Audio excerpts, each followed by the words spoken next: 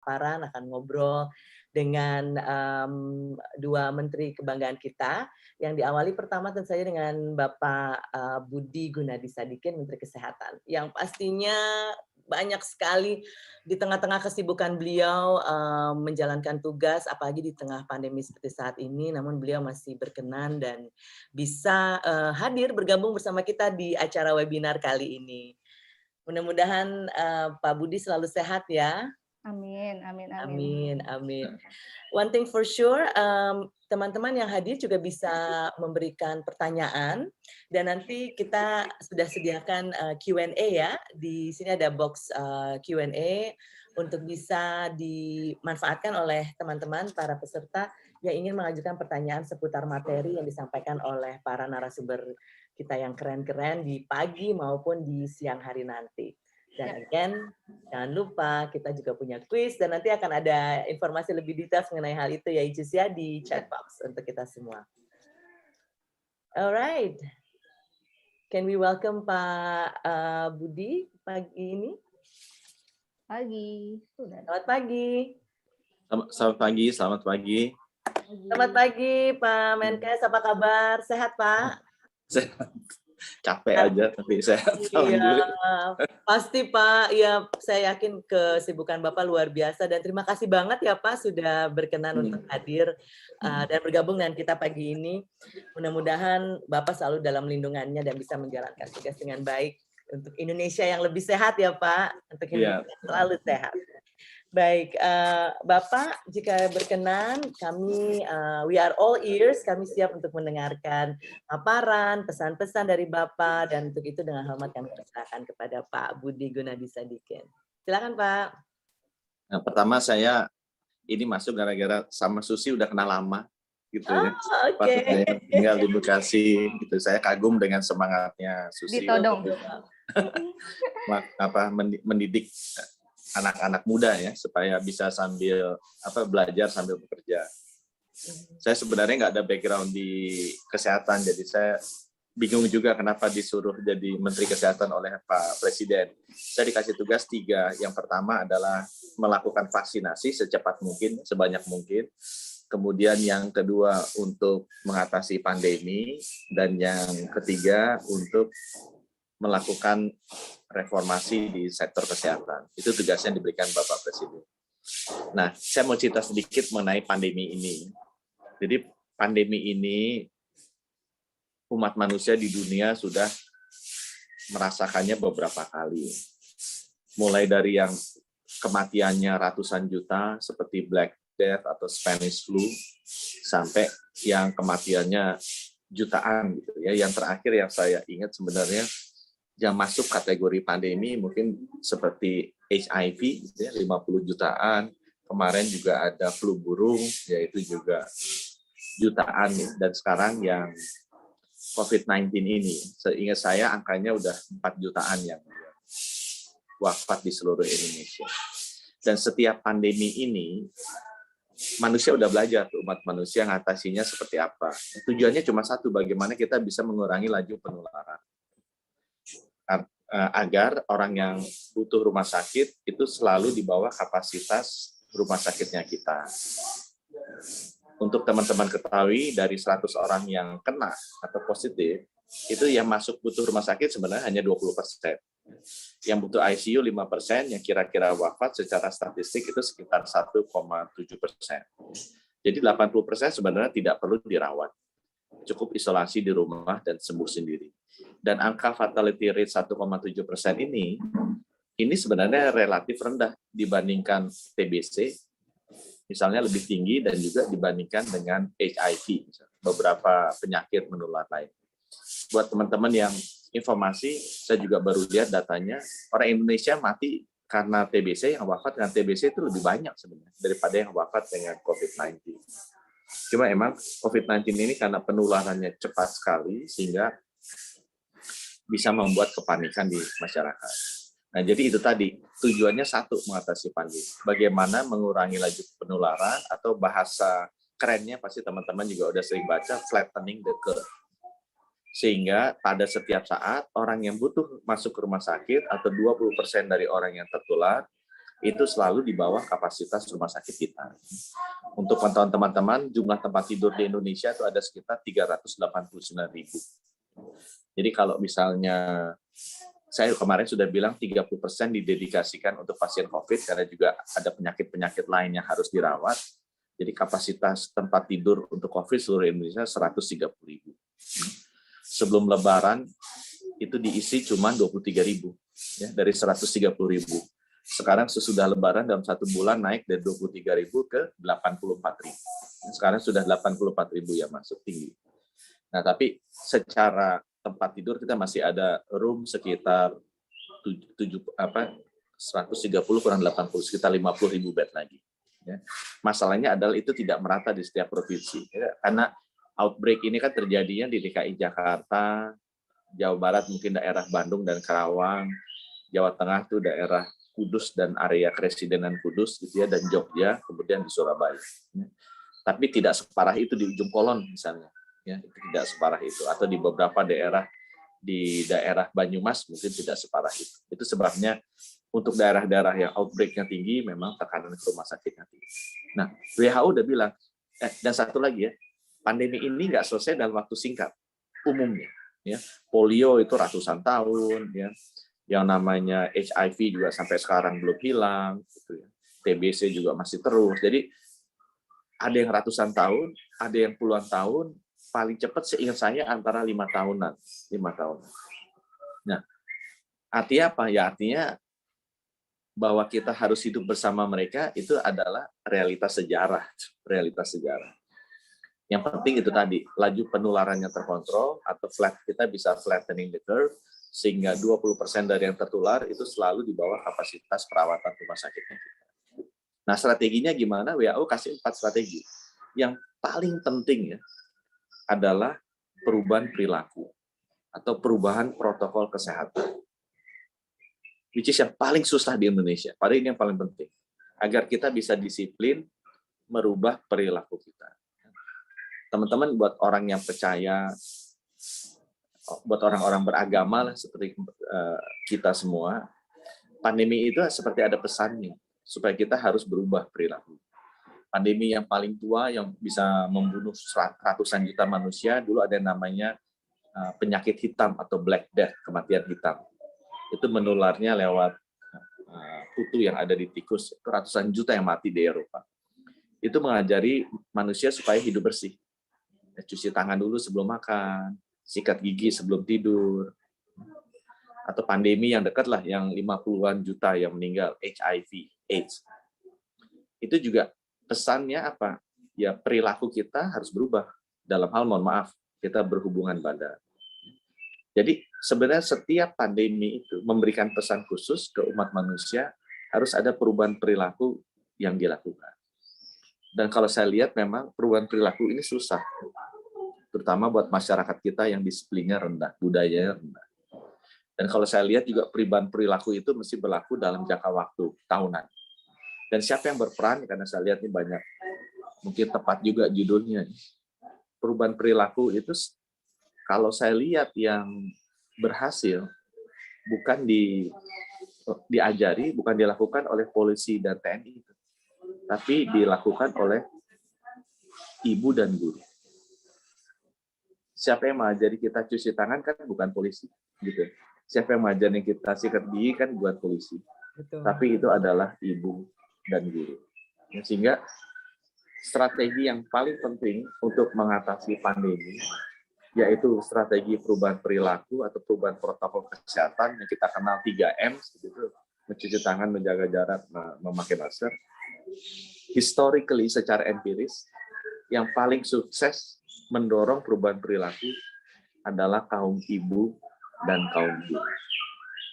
Dan ini takes years untuk melakukan itu. Itu yang pertama. Strategi yang kedua yang WHO sarankan lakukan adalah strategi diagnostik. Kembali lagi tujuannya untuk mengurangi laju penularannya. Perubahan perilaku itu mengurangi penularan. Kalau kita pakai masker itu bisa 95-98% mengurangi penularan. Kalau kita jaga jarak pada saat kita ngobrol atau makan lebih dari 2 meter itu juga mengurangi secara drastis laju penularan. Intinya balik lagi, semuanya dilakukan untuk mengurangi laju penularan. Nah, strategi yang kedua adalah diagnostik. Jadi kita tes, kita identifikasi cepat siapa yang tertular. Dia sudah menularkan siapa, itu tracing, dan kalau sudah terbukti tertular, dia diisolasi atau treatment. Jadi strategi 3T itu juga harus dijalankan dengan tujuan orang yang tertular cepat diidentifikasi, dia sudah menularkan ke siapa lagi cepat diidentifikasi, dan kita isolasi mereka supaya tidak menularkan ke orang lain. Balik lagi tujuannya untuk mengurangi laju penularan. Nah, memang penyakit ini ya testing, identifikasinya nggak mudah. Gitu. Kalau saya bilang ini intelnya lah, kalau polisi intelnya nyadap handphone, ya ini mesti pakai lab PCR itu istilahnya. Tapi sama, intinya mengidentifikasi siapa yang terkena. Nah, strategi yang ketiga adalah vaksinasi yang sudah kita lakukan. Sekarang sudah mungkin sekitar 48 juta suntikan kita lakukan. Lebih dari 30 juta orang Indonesia sudah kita suntik. Ini sebenarnya untuk bisa meningkatkan antibodi kita, bukan membuat kita jadi kebal terhadap virus, tidak. Tapi antibodi kita, tentara di dalam tubuh kita itu sudah dilatih untuk bisa mengidentifikasi kalau musuhnya masuk, kita udah tahu. Dan tentara kita sudah bisa menyerbu mereka. Kasarannya seperti itu. Tapi yang perlu dikomunikasikan adalah vaksinasi tidak membuat kita jadi kebal. Ini membuat daya tahan tubuh kita menjadi lebih baik. Sehingga kalau virusnya masuk, yang harusnya jadi sakit parah, jadi sakit sedang. Yang harusnya sakit sedang, jadi sakitnya ringan. Yang harusnya sakit ringan, dia jadi asimptomatik atau tidak ada gejala atau OTG. Ya, perannya vaksin itu ada di situ. Tapi kita masih bisa tertular, dan yang paling bahaya, kita masih bisa menularkan. Ya, jadi kalau ada orang bilang, divaksin boleh kemana-mana, sebenarnya enggak juga. Karena dia masih bisa membahayakan orang lain. Mungkin kurang membahayakan diri sendiri, tapi masih tetap bisa membahayakan orang lain. Ketiga strategi itu perubahan perilaku atau 3M, strategi diagnostik atau 3T, vaksinasi, itu adalah 3 strategi yang diberikan, diarahkan untuk orang yang sehat. Tujuannya tadi, 1, mengurangi laju penularan. Dan strategi yang keempat adalah yang ditujukan ke orang sakit. Ya udah, kalau udah keburu sakit, ini strategi menangani akibat, ini strategi di hilir. Strategi yang udah kalau 3 strateginya bobok, nggak tahan. Ya itu yang sekarang kita alami. Gimana caranya kita bisa handle orang yang masuk ke rumah sakit. Tempat tidurnya, dokternya, obatnya, oksigennya, semuanya masih bisa. Nah, 4 strategi itulah yang kita jalankan semasa. Nah, peranan teman-teman apa nih? Peranan teman-teman. Kita tuh sangat bisa diperbaiki dari sisi komunikasi, edukasi. Banyak yang harus kita lakukan. Contohnya apa? Bagaimana caranya orang disiplin protokol kesehatan. It's a matter of education. Saya percaya edukasi akan jauh lebih efektif dibandingkan dengan enforcement, gitu ya, dibandingkan dengan pemaksaan, dengan konsekuensi hukum untuk mengubah perilaku manusia. Historinya begitu. Memang kita perlu disiplin, gitu ya, menghukum, tapi lebih efektif kita lihat sejarah umat manusia kalau itu diberikan dalam bentuk edukasi, ya. Terutama ibu dan guru. Itu sangat efektif. Yang kedua, juga kita perlu edukasi, ya jangan sampai orang panik dalam kesehatan ini. Kayak itu tadi, harusnya 80% bisa dirawat di rumah dong, begitu kena. Nggak usah dia buru-buru masuk ke rumah sakit, menuin rumah sakit, malah bisa tertular karena virusnya kan kadarnya tinggi di rumah sakit. Selama dia saturasinya, kita kalau kita ukur pakai alat yang dicolokin di jari itu, di atas 94%, tidak sesak, tidak ada komorbid, lebih baik kita tinggal di rumah. Kenapa? Karena kita lebih nyaman, jadi imunnya kita juga lebih baik, gitu ya, imun dirinya kita juga tidak terekspos terhadap viral load yang tinggi yang ada di rumah sakit. Dan yang ketiga, kita bisa memberikan kesempatan untuk orang yang benar-benar lebih parah dari kita, yang butuh rumah sakit untuk masuk. Ya, jadi hal-hal seperti itu mesti dikomunikasikan. Selama saturasi kita masih di atas 94, kita juga tidak sesak nafas, kita tidak punya penyakit diabetes atau jantung atau lain sebagainya, stay aja di rumah. Harusnya insya Allah dalam 14 hari bisa recover. Gitu ya. Hal seperti itu juga mesti komunikasikan. Apalagi yang sekarang lagi rame. Yang namanya oksigen itu kan dibutuhkan di rumah sakit kalau saturasinya sudah turun di bawah 90. Ya, kalau semua tiba-tiba merasa bahwa masing-masing rumah perlu oksigen, ya pasti nggak cukup oksigen. Dan akibatnya apa? Akibatnya orang yang membutuhkan malah nggak dapat. Ini sama kayak saya suka bilang tangki LPG lah. Kalau saya di tangki LPG di rumah ya punyanya 2, karena saya ada 2 titik ya 3. Kalau tiba-tiba istri saya bilang, ini takut nih tangki LPG habis, kita beli 10. Ya semua orang Indonesia beli 10 ya habis tangkinya. Jadi aku bilang, dan apa manfaatnya? Nggak ada selain jadi stok di kita. Yang mungkin kita tidak pakai, tidak pernah pakai, dan itu dibutuhkan oleh rakyat umat manusia lain yang memang membutuhkan jadi nggak bisa ada. Hal yang sama juga berlaku dengan obat. Apa Avigan, Favipiravir atau Azithromycin, sekarang lagi rame. Sekarang semua orang, ibu-ibu senang main dokter-dokteran. Saya suka bercanda sama istri saya. Apalagi yang dulunya nggak cita-cita jadi dokter tapi nggak keterima di fakultas kedokteran. Jadi semuanya jadi ahli dokter. Itu obat-obat itu harus dengan resep dokter. Karena ada kadarnya, ada efek sampingnya. Kita nggak tahu mesti dipakainya gimana. Respons tubuh manusia kan berbeda-beda genetiknya. Jadi harus didampingi oleh dokter. Kalau tiba-tiba semua orang merasa bahwa saya bisa sama pinternya seperti dokter, borong obat itu ditaruh di rumah, akibatnya apa terjadi? Orang yang membutuhkan sekali lagi nggak dapat dan obatnya habis dari lapangan. Nah, hal-hal seperti ini, komunikasi ini perlu dilakukan agar kita bisa dengan baik menjelaskan kembali. Yang terakhir saya ngomong mengenai anak. Ada yang bilang, Pak sekarang anak-anak, saya nggak bawa datanya, nggak tahu kalau teman-teman Gilang sama Lala bisa lihat. Anak-anak banyak kena. Data yang kami miliki, bukan hanya anak-anak yang banyak kena, semua orang banyak kena. Dibandingkan yang Februari, Januari, kita lebih tinggi sekarang yang kena. Karena sudah kena 30.000. Dan persentase anak-anak yang kena itu sama seperti yang Januari, Februari. Jadi itu supaya jangan bikin panik. Sekarang banyak anak-anak yang kena. Ya, kalau secara persentase ya sama. Saya lupa angkanya berapa persen yang kena itu anak-anak. Januari, Februari juga segitu. Cuma Januari, Februari kasusnya mungkin 20.000, sekarang 30.000. Ya pasti nominalnya naik. Jadi tidak ada perbedaan bahwa ini khusus menyerang anak-anak. Delta varian nggak ada. Yang ada lagi apa?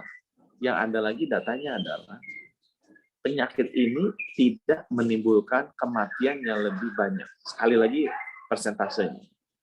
Jadi kalau misalnya 30.000 yang kena, berapa persen yang wafat? Dulu 10.000 yang kena, berapa persennya? Secara persentase tidak seperti itu. Malah data yang saya lihat untuk orang yang sudah divaksinasi turunnya sangat jauh. Turunnya sangat jauh. Nah itu juga perlu dijelaskan. Karena kita kan hidupnya di WhatsApp dan sosial media. Jadi kita lihat, waduh, yang wafatnya banyak. Yang wafatnya banyak itu jadi Januari sampai sekarang. Tapi kita bisa lihat datanya nanti emang itu harusnya kita lebih terbuka dan transparan sharingnya. Tapi yang wafat sekarang secara persentase itu di bawah yang wafat yang dulu. Memang masalah yang kena sekarang lebih banyak. Jadi masalahnya bukan fatalitas, bukan treatment rumah sakit, tapi bagaimana kita merubah perilaku agar jangan dia jalan-jalan terus. Jangan pengen ngotot makan-makan terus. Atau keluar terus. Karena itu yang menyebabkan penularan. Penular ini lebih tinggi dan lebih cepat. Itu udah terbukti secara. Jadi teman-teman stay at home, tinggal di rumah. Ya karena itu bukan hanya melindungi kita, melindungi juga sesama. Nah, aku berhenti dulu di situ. Nanti masih ada waktu 5 menit, 6 menit untuk ini tanya jawab, kan udah kebanyakan ngomong, nanti nggak kebagian. Terima kasih. Wassalamualaikum warahmatullahi wabarakatuh. Waalaikumsalam warahmatullahi wabarakatuh. Terima kasih sekali Pak Menkes. Memang betul ya, memang komunikasi dan edukasi itu kunci ya Pak. Dan orang tua, kita guru itu juga menjadi berada di garda depan untuk bisa memastikan proses komunikasi dan edukasi ini bisa berjalan dengan baik. Makasih banget Pak, dan ini sudah ada beberapa pertanyaan juga kalau berkenan ya Pak Menkes. Tadi Bapak sempat juga sampaikan mengenai anak-anak, kemudian juga persiapan kita dan apa yang harus dilakukan dengan apa namanya pandemi ini. Ada satu nih terkait ini Pak, terkait pertanyaan anak-anak dan pembelajaran tatap muka kelak ya. Jadi ada pertanyaan dari Ibu Dinar Juwita, sudah ada usulan untuk penerbitan kartu anak sudah divaksinasi saat anak akan mengikuti pembelajaran tatap muka kelak yang saat ini masih delay. Namun hanya anak yang sehat saja apa namanya yang bisa datang ke sekolah dan sudah mengantongi kartu anak sudah divaksinasi. Oh, mungkin ini bukan pertanyaan ya, tapi informasi ya, jawaban dan ini. Mungkin kalau yang lain Pak, satu lagi ada pertanyaan dari Batam Pak Menkes, ada dari Mbak Risna Helmi. Bagaimana mengatasi tanggapan masyarakat ketika kita terpapar COVID, Pak Menkes? Apalagi ketika salah satu keluarga kita meninggal karena COVID, dan bagaimana supaya mental anak-anak yang ditinggalkan bisa bangkit kembali? Mungkin Bapak bisa menanggapi pertanyaan ini. Emang saya sedih juga ya, karena sekarang yang meninggal tuh bukan hanya orang yang tidak kita kenal. Sekarang kan orang yang meninggal tuh orang yang kita kenal, malah keluarga kita juga sudah meninggal. Kalau saya melihatnya adalah, yang pertama itu merupakan peringatan agar kita harus selalu menjalankan protokol kesehatan dengan lebih baik. Banyak yang meninggal, yang kritis adalah biasanya orang yang lanjut usia atau orang yang sudah memiliki penyakit komorbid istilahnya. Nah, kadang-kadang orang yang lanjut usia itu, yang saya lihat banyak teman-teman saya itu yang usianya lanjut, itu tertularnya karena anak dan cucunya mereka. Kalau anak cucunya kena ya nggak apa-apa, karena itu tadi, kalau usia di bawah 17 tahun itu recovery rate-nya tinggi sekali. Jadi fatality rate yang 1,7, kalau orang di atas 60 tahun, itu bisa jadi 7%, 8%. Jadi dari 100 orang yang kena, kalau orang yang di atas 60 tahun, mungkin 7 yang wafat, 8 yang wafat. Sedangkan untuk anak-anak di bawah 18 tahun, mungkin dari 100, nggak cukup, mungkin dari 10.000, 1 yang wafat. Ya. Jadi teman-teman mesti menyadari bahwa penyakit ini berbahaya untuk orang tua. Sangat berbahaya untuk orang tua. Nah, masalahnya karena ini berbahaya buat orang tua, kita suka lengah. Orang tua itu senang sama anak, senang sama cucu, cucunya masuk, cucunya nggak kelihatan kena apa-apa, taunya dia pulang, dia bawa sakit.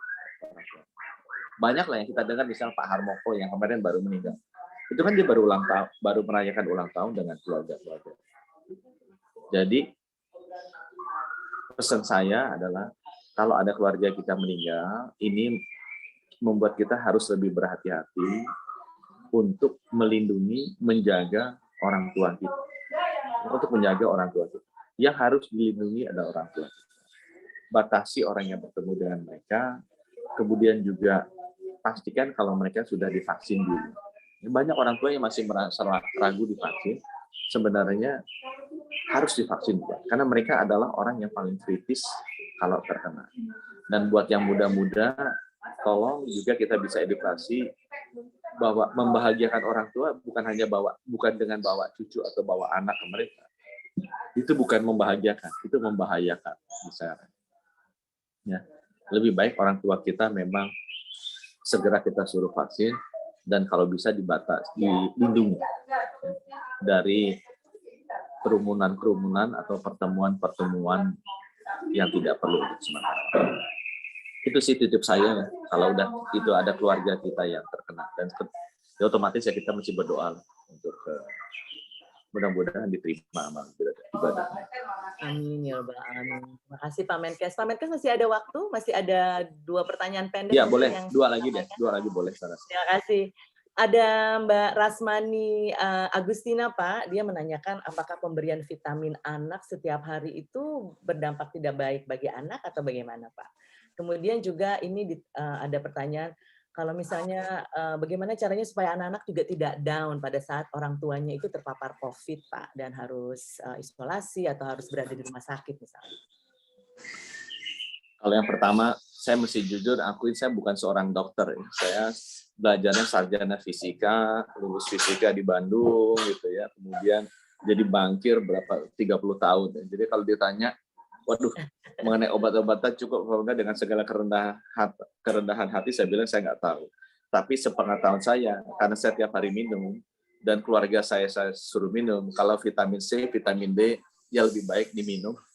Ya. Kalau saya ditanya, berapa saya minumnya kata dokter saya, mesti vitamin C-nya 1000, vitamin D-nya 5000, gitu kan, IU. Tapi itu untuk seumur saya. Dia kalau ditanya, anak-anak harusnya berapa, mungkin lebih pas tanya dokter keluarga gitu atau puskesmas. Atau berapa teman-teman di sini ada yang dokter mungkin bisa memberitahu. Tapi kalau buat saya pribadi, ya vitamin C, vitamin D saya minum setiap hari tambahan. Kemudian kalau anak yang ibunya atau keluarga yang sakit, mungkin mesti dijelaskan seperti tadi. Penyakit ini dari 100 orang yang kena, 80% itu hanya perlu isolasi mandiri, tidak perlu ke rumah sakit. Selama saturasinya di atas 94, selama tidak sesak, dan selama tidak ada komorbid atau sakit berat bawaan, sakit kronis bawaan, seperti jantung, kanker, atau yang lain sebagainya. Gitu ya. Jadi harusnya itu menenangkan. Kalau toh pun masih masuk rumah sakit, umumnya 14 hari cycle. Karena virus ini waktu masuk ke tubuh manusia, dia akan naik tinggi 5 hari pertama, kemudian rata, kemudian sesudah 10 hari dia akan turun. Akan self decay, virusnya mati sendiri. Kalau kita bisa menjaga 10 hari itu dengan baik, terkontrol, insya Allah harusnya selamat. Dan itu tadi, dari 20, berapa 18,3 gitu ya, 1,6 1,7 kan yang wafat, 18,3 harusnya bisa sembuh. 18,3 harusnya bisa sembuh. Nah itu dijelaskan aja ke anak-anak. Anak-anak ya. Nah, bahwa dan kalau masuk ke rumah sakit, fatality rate-nya sebenarnya lebih tinggi, TBC lebih tinggi, HIV lebih tinggi. Kalau dia masuk dirawat, kemungkinan mereka wafatnya lebih tinggi daripada kena COVID-19. Itu juga untuk memberikan bahwa tidak usah terlalu panik. Selama dia masuk, dirawat dengan benar, kemungkinan wafatnya lebih rendah. Dan sama kayak demam berdarah lah, dengue. Dengue ini 100 tahun yang lalu ini kan pandemi juga di Eropa kan. Itu dari 100 yang masuk ya 95 orang wafat. Gitu ya. Karena orang belum tahu kan ngatasinya gimana. Sekarang ini udah setahun, dokter-dokter tuh makin ahli, tahu dia cara ngatasinya gimana. Sudah lebih siap ya, in a Jadi way. siap. Nah, jadi kalau kenanya 2020, Maret, April, nah itu kasus wafatnya besar. Tapi kalau udah sekarang, dokter-dokter juga udah tahu cara ngatasinya gimana. Sebenarnya wafatnya bukan karena virusnya. Iya, ini dokternya tahu. Virusnya menyebabkan inflamasi, umumnya di paru. Inflamasi ini mengakibatkan antibodi kita merespons, dan meresponsnya berlebihan akibatnya, jadi menyerang organ-organ yang ada. Istilahnya cytokine storm atau badai sitokin. Jadi wafatnya karena respons antibodinya kita, bukan karena virus. Nah itu yang dokter-dokter jadi tahu di tahap mana mereka mesti melakukan intervensi pengobatan. Jadi mungkin pendidikan ini bisa diberikan yang 12 tahun ke atas, gitu, supaya mereka lebih tenang. Kalau yang 12 tahun ke bawah, nanti para ibu lebih pinter lah gimana bisa menjelaskannya ke anak-anak. Ngobrol ya Pak Menkes ya. Bu Indah, saya mesti pamit. Saya terima kasih ya, Susi, bekerja terus Pak. dengan baik. Terima kasih Pak. Jangan ini putus asa, terus maju terus ya. Terima kasih banyak nih. Memang sebenarnya pertanyaannya masih banyak Pak Menkes, ada vaksinasi dan sebagainya. Tapi mudah-mudahan semua program yang menjadi prioritas kita bisa berjalan lancar ya Pak Menkes ya.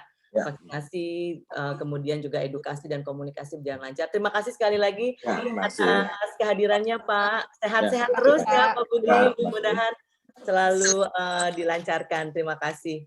And have the rest of the day. Terima kasih Pak Menkes yang sudah bergabung dengan kita. Dan Ibu Bapak juga terima kasih untuk pertanyaannya. Mohon maaf jika tidak semua bisa saya sampaikan kepada beliau, namun nanti kita akan coba untuk kumpulkan ya pertanyaan-pertanyaan tersebut. Baik, terima kasih sekali lagi dan kita akan melanjutkan webinar kita kali ini masih dengan tema adaptasi pendidikan anak dengan semangat merdeka belajar dan peran orang tua untuk mengoptimalkan kecerdasan anak secara holistik. Oke, so kali ini sudah bergabung juga dengan kita Mas Menteri, Mas Menteri Nadiem Makarim, Menteri Pendidikan, Kebudayaan, Riset dan Teknologi, yang juga akan berbagi dengan kita di kesempatan yang berharga ini. Selamat pagi Mas Menteri, mudah-mudahan sehat terus ya, sehat dan semangat terus. Mudah-mudahan selalu dalam lindungannya juga. Senang sekali nih bisa gabung kembali dengan Mas Menteri. Mudah-mudahan untuk sambutannya dan juga arahannya. Assalamualaikum warahmatullahi wabarakatuh. Salam sejahtera bagi kita semua. Om Swastiastu, Namo Buddhaya, salam kebajikan, Rahayu. Yang saya hormati Menteri Kesehatan Bapak Budi Gunadi Sadikin, Ibu Susi Sukasih, Ketua Sidina Community, ibu-ibu pengurus dan anggota komunitas orang tua, dan para hadirin webinar yang berbahagia. Selama kira-kira 1,5 tahun pandemi ini, ada 3 hal yang terus saya lakukan, yaitu unlearn, learn, dan relearn. Atau belajar meninggalkan kebiasaan lama, belajar dan belajar lagi.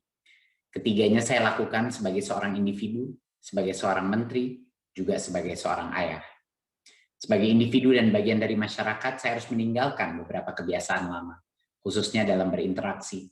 Sekarang kita harus selalu memakai masker dan saling menjaga jarak demi kesehatan dan keselamatan. Kemudian, sebagai Mendikbudristek, situasi yang kita hadapi bersama ini menuntut pengambilan keputusan yang sangat cepat, sehingga membuat saya kembali belajar tentang pentingnya berkolaborasi, baik kolaborasi dalam tim maupun kerjasama dengan kementerian lain atau lembaga lain. Dan yang tidak kalah penting, sebagai orang tua, saya belajar kembali tentang kemungkinan-kemungkinan tantangan yang akan dihadapi putri-putri saya saat mereka dewasa nanti. Ibu-ibu hadirin, ibu dan bapak hadirin yang saya hormati, sekarang ini adalah waktu yang tepat bagi kita semua untuk bersama-sama kembali belajar. Selama ini mungkin kita sebagai guru atau orang tua merasa sudah cukup berpengalaman dalam mendidik anak-anak. Padahal sebenarnya banyak sekali hal baru yang kita pelajari agar selalu relevan. Oleh karena itu, transformasi sistem pendidikan menjadi prioritas kita. Dan tidak terbatas pada pendidikan bagi anak-anak, tetapi juga untuk kita semua, agar menjadi pembelajar sepanjang hayat. Menjadi pembelajar sepanjang hayat berarti menjadi peserta didik, pendidik, dan orang tua yang mau terus belajar untuk beradaptasi dan tanggap dengan perubahan. Termasuk semua kebaruan-kebaruan yang kami gagas dalam Merdeka Belajar. Bagi ibu-ibu yang hadir pada kesempatan kali ini, mungkin telah merasakan beberapa kebaruan dalam pendidikan putra-putri ibu-ibu. Siswa-siswi di jenjang SD, SMP, dan SMA sekarang tidak lagi perlu khawatir dengan ujian kelulusan, karena dengan penerapan asesmen kompetensi minimum dan survei karakter, murid, guru, dan sekolah tidak perlu melakukan persiapan khusus. Yang diperlukan adalah merefleksikan dan memperbaiki mutu pembelajaran. Sementara itu, adik-adik mahasiswa sekarang bisa belajar di luar prodi dan kampus untuk mengikuti program-program Kampus Merdeka sebagai persiapan mereka menjajaki karir masa depan. Dengan Merdeka Belajar, cita-cita kami adalah membebaskan pendidikan Indonesia dari batasan-batasan agar anak-anak kita bisa berlari dan menggapai cita-citanya. Para orang tua yang saya hormati, pada kesempatan yang baik ini, perkenankan saya menekankan satu hal yang menjadi pengingat kita semua, yakni bahwa sebelum memerdekakan anak-anak, kita perlu memerdekakan diri kita sendiri. Sebagai guru dan orang tua, kita perlu menyadari pentingnya belajar dan terus belajar di tengah perubahan global yang terjadi semakin cepat. Mari bersama menjadi pembelajar sepanjang hayat dan menjadi contoh bagi anak-anak kita dan bergerak serentak mewujudkan Merdeka Belajar. Terima kasih. Wassalamualaikum warahmatullahi wabarakatuh. Om Shanti Shanti Shanti Om. Namo Buddhaya. Waalaikumsalam warahmatullahi wabarakatuh. Terima kasih banyak Mas Menteri, ada begitu banyak pesan berharga untuk kita semua. Jadi unlearn, learn, and relearn itu juga menjadi kunci ya Mas Menteri ya, bahwa kita harus selalu bisa cepat tanggap, agile, beradaptasi dengan berbagai perubahan ini, dan tentu saja peran orang tua sangat penting dalam semua proses ini. Baik Ibu Bapak sekalian, dua Menteri Kebanggaan kita, Pak Budi dan juga Mas Menteri Nadiem sudah memberikan banyak pesan, arahan, dan juga hal-hal penting yang perlu kita pahami bersama. Dan kita akan lanjutkan kembali webinar kita kali ini, dan ada masih banyak materi-materi menarik yang bisa kita yang bisa kita sama-sama dapatkan dalam acara kita hari ini hingga siang nanti.